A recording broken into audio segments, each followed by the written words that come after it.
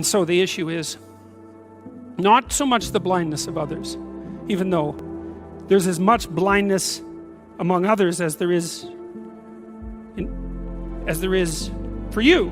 But the issue here, the advice here, the description here is you should be concerned about what's interfering with your own vision first. And you should leave other people the hell alone in relationship to that.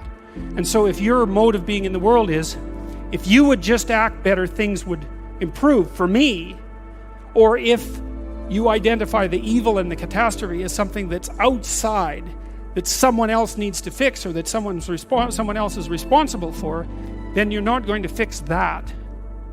And you're going to remain blind to the things that you're doing and not doing that make things not go well. And so it's just better to think, all right, I'm probably blind in many, many ways. And maybe there are some ways that I could rectify that, because it's highly probable that you're blind in all sorts of ways. I mean, it's in fact, it's virtually certain. And so it's just more useful to think, how is it that I'm wrong in this situation? I'll tell you something that I learned to do when I was arguing with my wife, which happened quite frequently, because when you actually communicate with people, you find out that there's many things that you don't agree on. And that's because you're actually different creatures.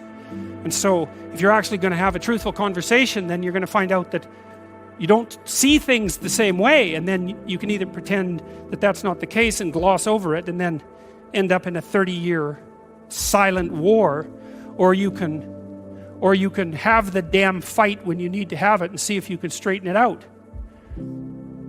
So now and then we'd get in a situation where we were at loggerheads, we couldn't move.